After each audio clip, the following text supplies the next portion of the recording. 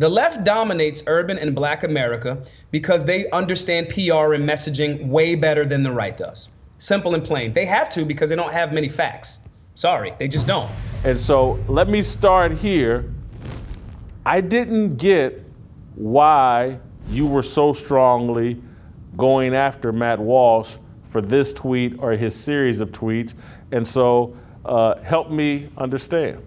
So first, I did like What is a Woman? I think Matt is usually spot on certain things. It's similar to a lot of conservatives. I'm very critical.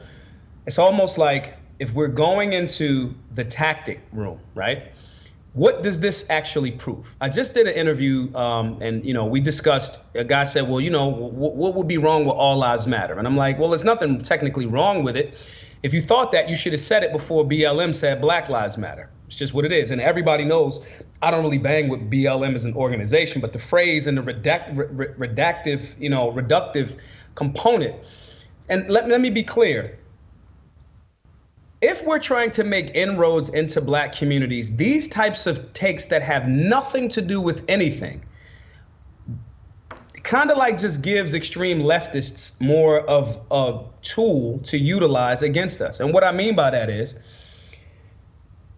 if I'm a person in the middle, let's say I'm a Democrat and I'm not the extreme lefty, I think a lot of these guys are making moves that are reactionary to what extreme lefties do.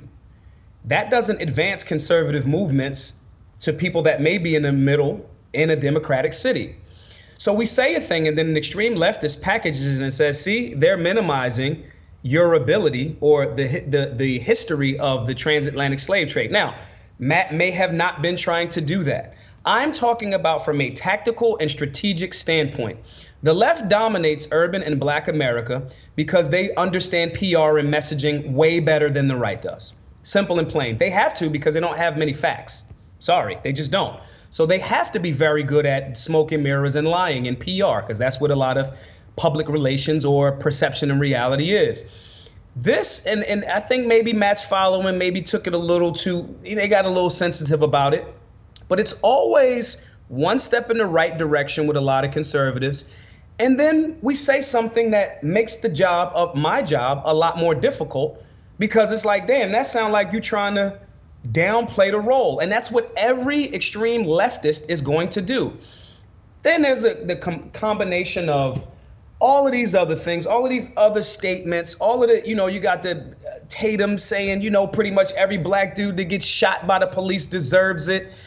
And I'm critical of being dumb, but I'm also critical of the state. And so from a strategic and tactical standpoint, this does not spread conservative values or make the job better. We keep going with this facts don't care about your feelings concept.